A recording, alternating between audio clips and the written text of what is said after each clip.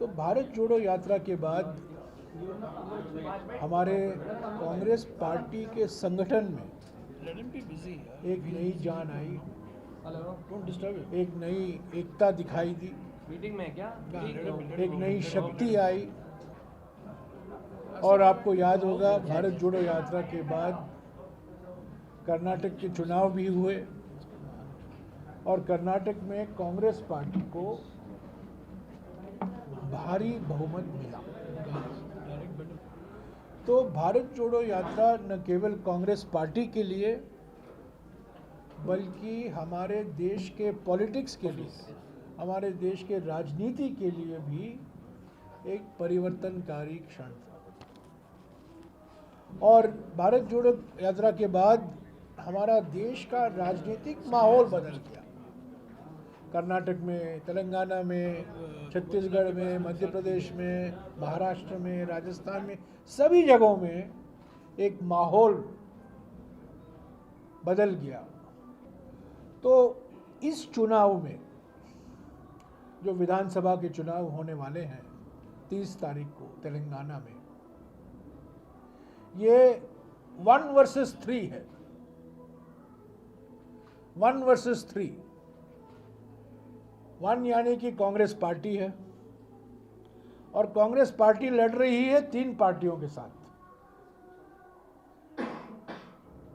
BRS, BJP और MIM. BJP BRS की ए team है दिल्ली में और बीजेपी तेलंगाना में बीआरएस की बी टीम है। एमआईएम बीजेपी की बी टीम है दिल्ली में, यहाँ इसकी सी टीम है। तो ये सब मिले जुले हैं, बीजेपी, बीआरएस और एमआईएम तीनों मिले हुए हैं। अगर एक व्यक्ति के 3 चेहरे हो सकते हैं तो ये 3 चेहरे हैं। बीआरएस यहाँ, बीजेपी यहाँ, एमआईएम यहाँ, और इसके खिलाफ कांग्रेस लड़ रही है। तो ये कांग्रेस वर्सेस 3 है। मैं ये विश्वास के साथ कह सकता हूँ कि अगर सोनिया गांधी जी नहीं होती, अगर मनमोहन सिंह जी प्रधानमंत्री नहीं होते, तेलंगाना बनता ही नहीं। कुछ लोग दावा करते हैं कि मेरे वजह से तेलंगाना बना, पर मैं कहना चाहता हूं, जब लोकसभा में वोटिंग हुआ, जो अपने आप को तेलंगाना के निर्माता कहते हैं, वो मौजूद ही नहीं थे। तेलंगाना बना कांग्रेस पार्टी की वजह से। हैदराबाद तेलंगाना का एक अंग बना सोनिया गांधी जी और मनमोहन सिंह जी की वजह से। पर 10 साल बाद ये सवाल उठता है, तेलंगाना से केसीआर के परिवार को तो बहुत फायदा मिला, पर तेलंगाना की जनता को क्या मिला? तेलंगाना की किसानों को क्या मिला? तेलंगाना के महिलाओं को क्या मिला? तेलंगाना के दलित, आदिवासी, बैकवर्ड क्लास को क्या मिला? और ख़ास तौर से तेलंगाना का युवा को क्या मिला? देश में 10% अनएम्प्लॉयमेंट रेट है युवाओं के लिए, तेलंगाना में 15% है। सबसे ज़्यादा युवा आत्महत्या तेलंगाना में होता है। रोज एक युवा अपना जान लेता है या लेती है। ये और किसी राज्य में नहीं है। तो 10 साल बाद केसीआर और परिवार को तो परिवार में फायदा मिला, पर युवा आत्महत्या और भी बढ़ा और युवा बेरोजगारी हमारे देश में नंबर 1 पोजीशन पर चली गई। तेलंगाना बनने के बाद पिछले 9 साल में ग्रेड 1 ऑफिसर के लिए तेलंगाना पब्लिक सर्विस कमीशन में कोई रिक्रूटमेंट नहीं हो पाया है। ये कैसा राज्य है? ये नया राज्य क्यों बना?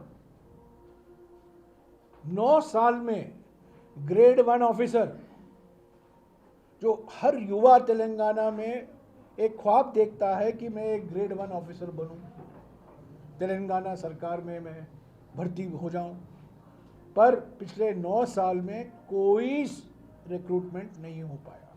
सामाजिक न्याय के आधार पर जो तेलंगाना बना था वो सामाजिक न्याय नहीं मिला।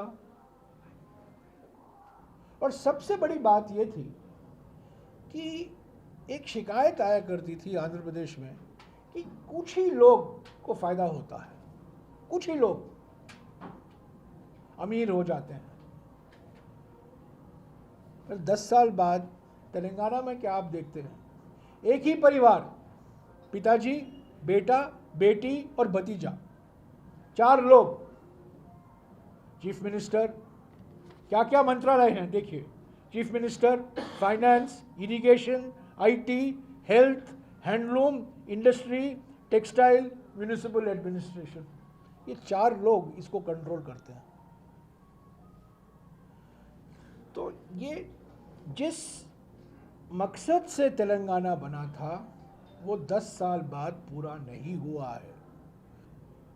तो आज हम ये चुनाव लड़ रहे हैं, तेलंगाना जिस मकसद से बना था, सामाजिक न्याय,